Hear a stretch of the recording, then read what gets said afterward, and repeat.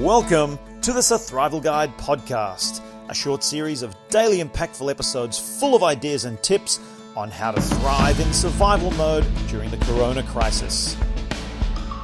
Every weekday, with the help of a special guest expert, we'll be exploring different tools to add to your Sur-thrival toolkit. So strap yourselves in and get ready to be inspired as we show you the way to Sur-thrival.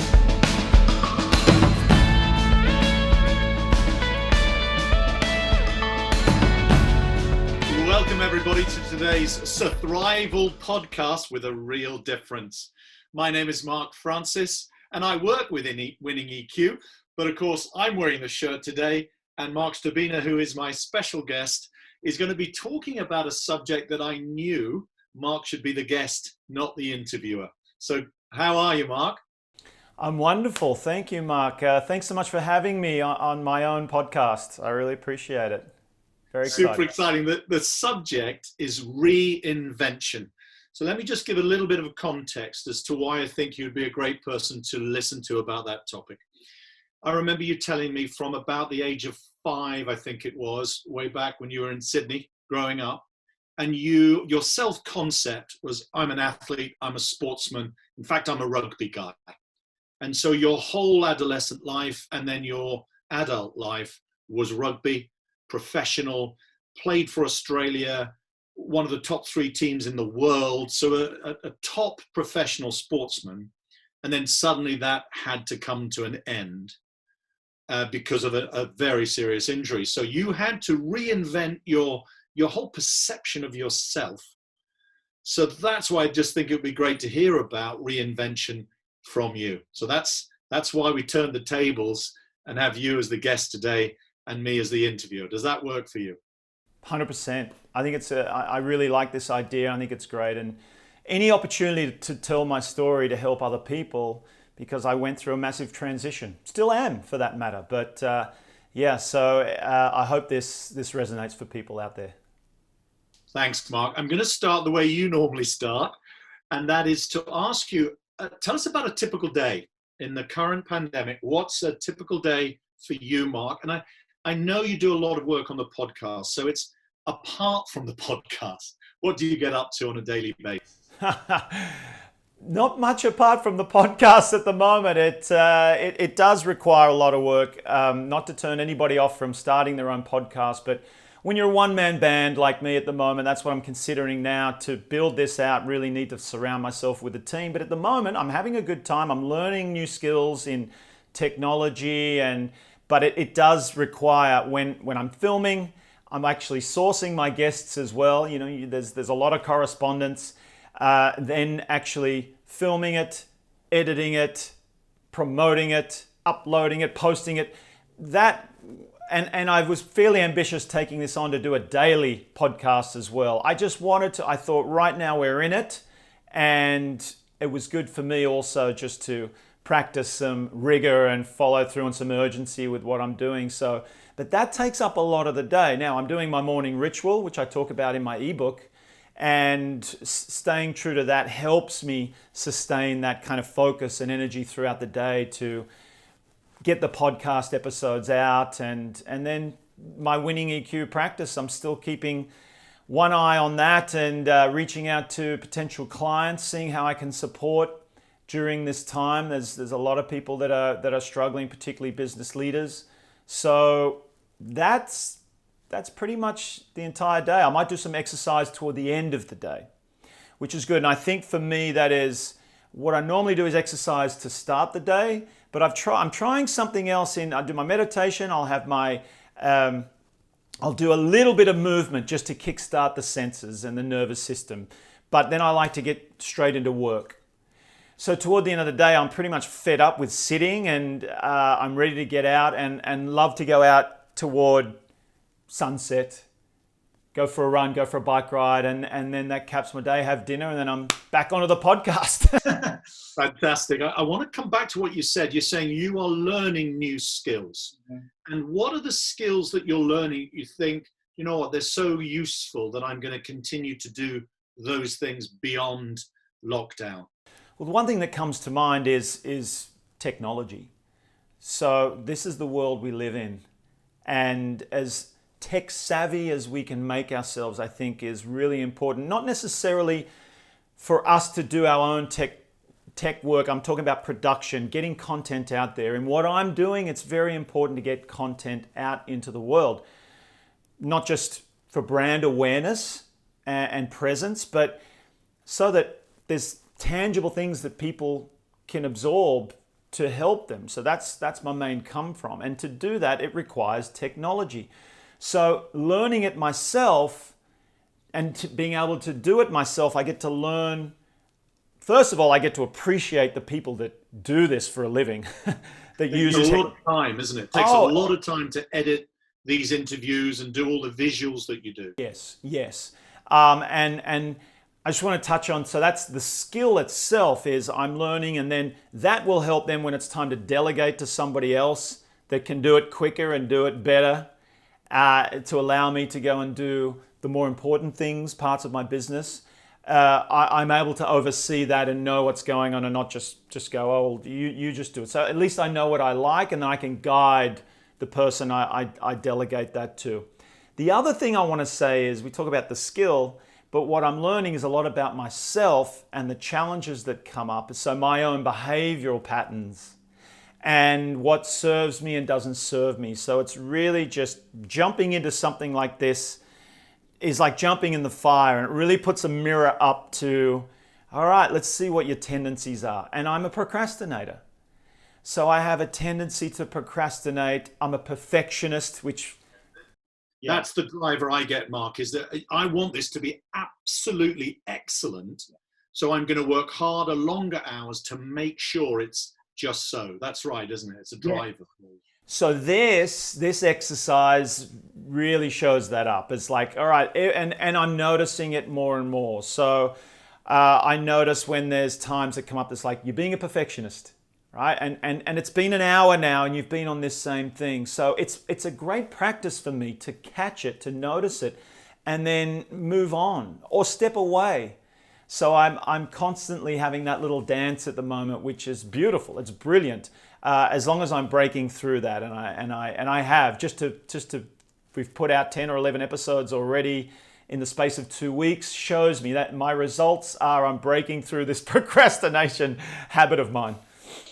And the quality is still super high. So good for you. I think it's great. I'm going to take you back now to the time when you were a professional athlete, rugby player, living and playing in Wales, but playing in European competition. Mm-hmm. You had a really bad accident when you were playing in France in the European Cup, and it effectively ended your athletic career that day. How did you come to accept that radical change in lifestyle? Because step one in reinvention is acceptance. How did you do that, Mark? Mark, I'm still doing it. It's a process. It's not something obviously that can just happen overnight. The brilliance of taking the time to develop the maturity and the emotional intelligence in reflection. So working on myself, learning about my self-awareness is helping more and more. At the time, it was a lot harder, obviously, because it just happened, but I wasn't equipped with the emotional intelligence that I have now. To be able to, just accept where you are is easier said than done. Especially as you mentioned, I identified myself as a sports person and a rugby player since the age of 5. From the age of 20 to the age of 32, it was my profession, which means I put everything into that. And then I receive all the accolades and rewards and everything that come with that. So I'm letting that sink in over a 12-year period, and there's the cycle. So in my mind, I'm a rugby player. When that ended, naturally, it's like, who am I? So and going through that process, I now have, I can reflect, and I have the experience to tell people, especially athletes, while they're competing. I'm a cautionary tale of, I can talk to them and say, make sure, yes, put everything into your sport, but you do have time to do other things in your life at the same time and start working on this idea that this isn't who you are, it's what you do. It's not who you are, it's what you do. It's not who you are, it's what you do. Doesn't mean that by living that you can't be the best athlete you can be. It can actually enhance that, I believe. But that's we can dive into that later. So to answer your question, yes, acceptance. I talk about it in the book, and that's how I formed for the Sur-thrival guide through my experience, the 3 steps, because that's what I went through. Acceptance first, and then assessment, and then action is the big one. So Mark, I want to ask you about stage 2. You've got to a point of accepting that the professional sports career is over. What was it that triggered you to assess, you know what, I want to move, I want to leave Europe, and I want to go and live in America? What was the trigger? Thanks, Mark. Great question. And just again, I want to make the point that acceptance still isn't 100% complete. From time to time. There are triggers that make it hard to accept that it's over, but work through that. So it wasn't like I accepted on the spot or overnight and then I was ready to move on. I constantly had to deal with that, but at least I was aware of the need to accept in order to move forward. And that's what helped me, even in that process, helped me assess the opportunities. So even that, just assessment just kicked in straight away with okay, so let's look at the opportunities in this situation instead of focusing on what now I've lost and can't do anymore. And I was still recovering from my neck injury, by the way. So that was a big focus too, to make sure I recovered 100%. But I looked at it from a different angle. I saw the opportunity to, well, you know what? You get your weekends back now.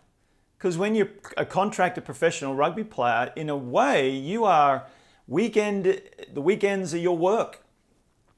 We worked over Christmas and New Year. I hadn't had a Christmas in Australia for 8 years because that was the busy sports period in the UK especially. So, all right, straight away, I get to do that now. So I'm going to make sure I'm in Australia and have Christmas with my family. And while I'm there, let's travel to other places as well. And I was already contemplating where I'm going to live, but I looked at it from a different approach. Not what am I going to do and where can I do it? I thought, where do I want to live? What's important to me? What do I want? You have that opportunity now. You're free from contract and obligation. You can live anywhere in the world.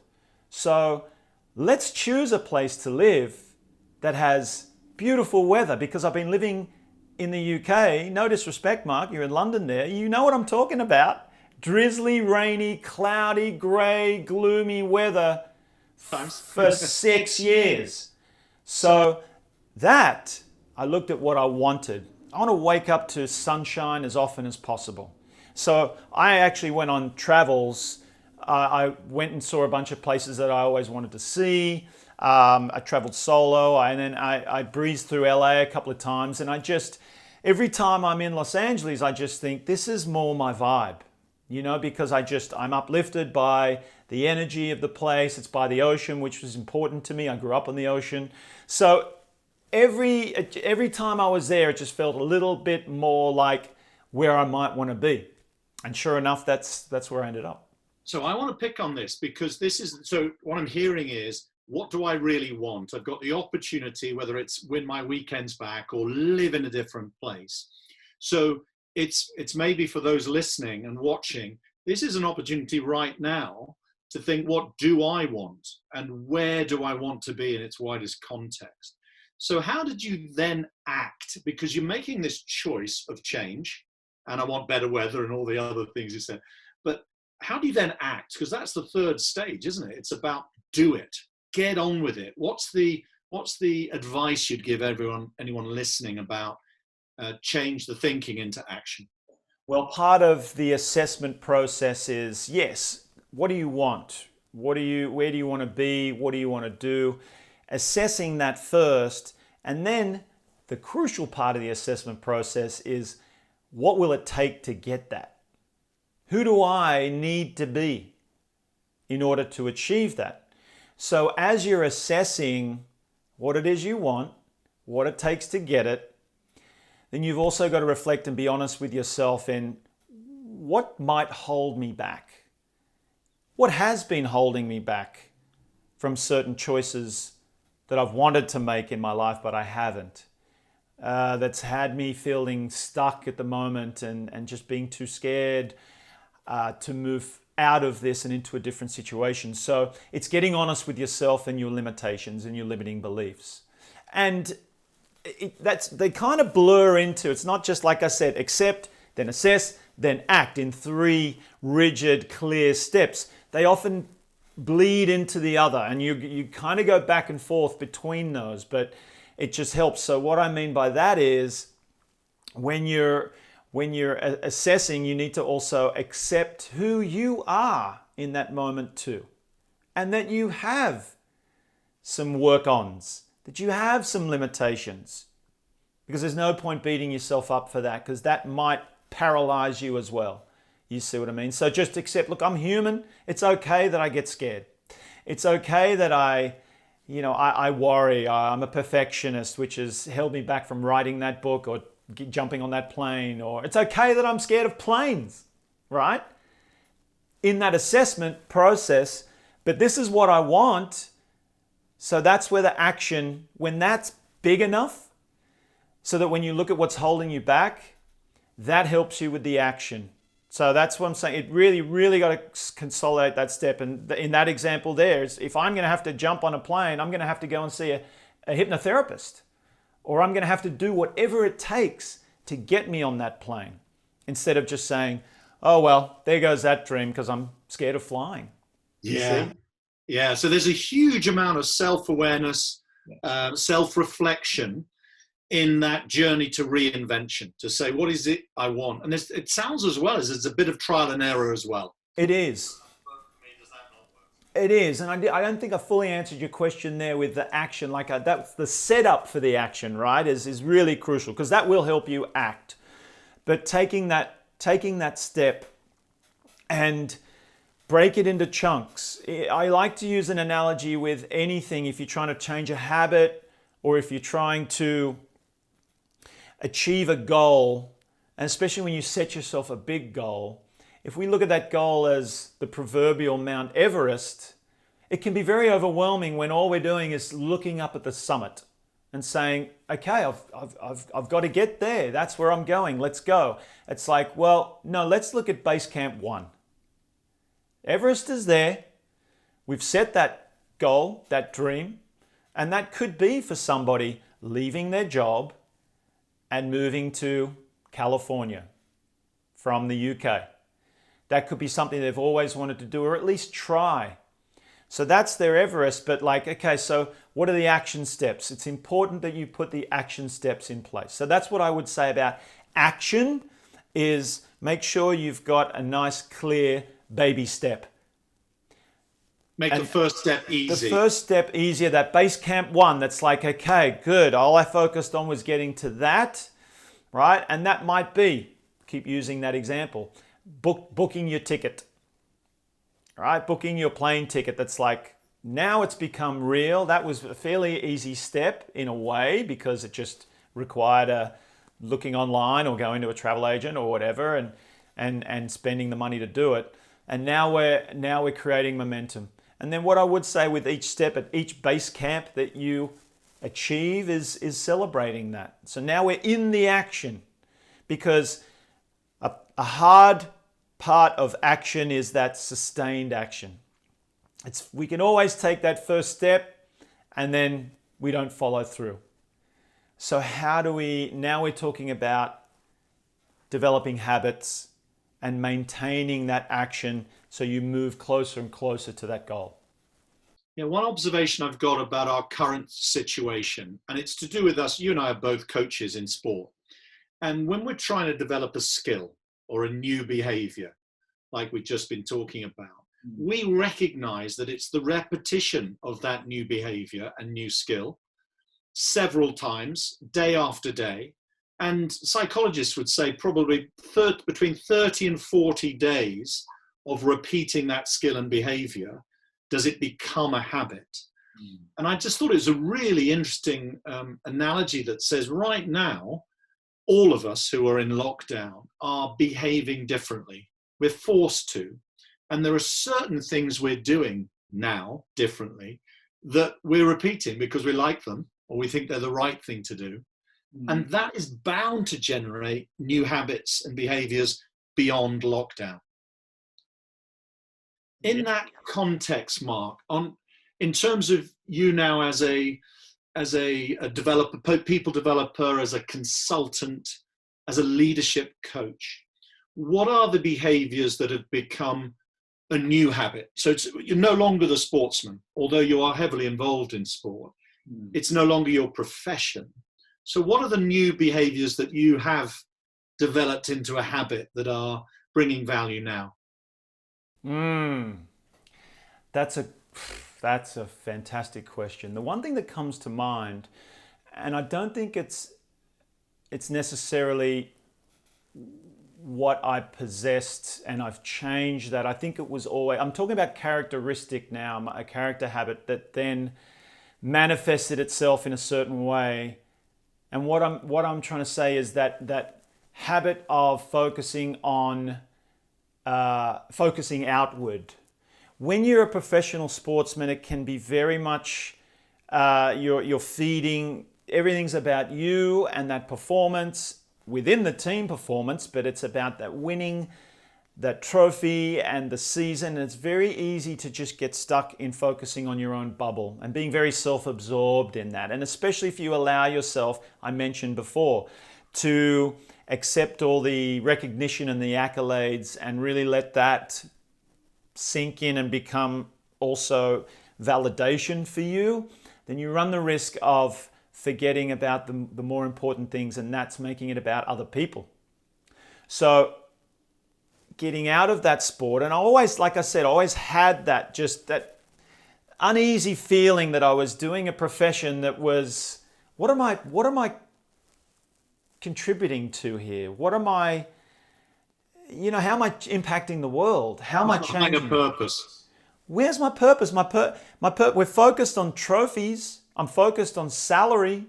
Every single year, every single week is like, do I get in that team? Good. Now I can run out in front of tens of thousands of people.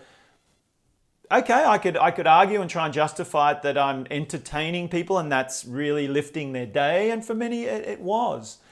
But where am I really making that impact and purpose and serving others? So it really makes a difference in their life.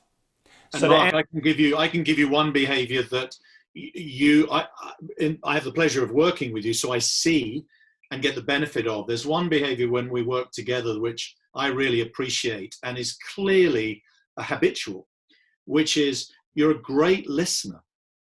And so we're in a debate with one of our mutual clients about a solution, and you're very comfortable listening to everyone around the table and then adding insight. So it's the behavior of listening, and it's the behavior of summarizing, saying what I'm hearing is, and then bringing insight based on that. And I think those are all highly valuable behaviors. I certainly value them as a colleague of yours.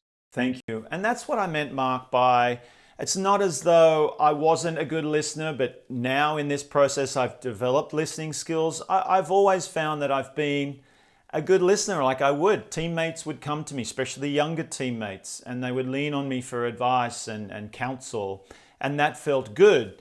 I guess what I'm saying now is that I'm connected to a greater purpose and a vision, is that now I'm better applying. I feel as though I'm now better applying those skills. I'm bringing them to the surface and really recognizing that leading with that feels way more satisfying and will get me the results that I'm after in making that impact that I want to make. Fantastic. And I'm conscious that as we are drawing to a close, one of the things you do on the podcast when you're the interviewer is you say, could you summarize 3 to 5 key actions that people can take around reinvention? Because you've clearly reinvented into a place where you're even more comfortable because there's a higher purpose. That's super cool. Yeah. So what are the 3 to 5 specific actions you recommend for people who are watching this podcast to reinvent if that's what they feel they want to do now? I'm going to stick with, just to reinforce and have it sink in, the 3 steps, because it's not just during this pandemic where this is valuable, it's any challenging situation. The 3 A's. Triple A, right? So that's acceptance, and that's assessment, and that's action. What I will do is dive into a subtitle of each of those as a step. So these are the big chunks. So one thing you can do in terms of acceptance, and like I mentioned before, I think it's easier said than done for people just to accept the new normal, accept what it is. It's hard for people to grasp the concept. So choose acceptance as your first step on your journey. How do we do that? I recommend, for some people that find it hard just to accept, as they hear people tell them to do all the time, is look at it from a different angle. Where are we resisting? So why not look at the resistance you have for certain situations that bring up the unfamiliar, the uncomfortable, the unpleasant emotions. Now, resistance is those things that linger around. And so if we can work on getting rid of the resistance, there can only be acceptance. In the absence of resistance, it means acceptance. So rather than trying so hard to accept, let's focus on what we're resisting and why and how, and work on removing those. And by default, you will accept, and you can use that tool in any situation that feels a little icky. How am I resisting this and why? And let's remove that, and then you'll accept. So then assessment is the self-awareness piece. And self-reflection and observations and seeking feedback you've spoken to me about before as well, from others that know you well and care about you. Yes. So yeah, and then action. So it's putting the plan in place. Do a 30-day challenge. Choose one area of your life. Look at all the areas of your life and choose one, even as practice, and put in the action steps to achieve that in 30 days. Where do I want to be in 30 days? And it might just be, I'm trying to drink more water. Set yourself a 30-day challenge to drink 100 ounces or whatever it is of water per day, every day, and cross it off. And that is a habit. Then you can start developing discipline. So yeah, look at what you're resisting. And by doing that is assessment. So that's 2 in 1. Write them down. Write them down what's holding you back. And then give yourself a 30-day challenge on 1, 2, or 3 areas of your life. Fantastic, Mark. And today's podcast, the boot was on the other foot. We put you in the interviewee's chair, and it's been a real pleasure listening to you with all of that wonderful advice about reinvention. Thank you very much. Thanks for having me, Mark.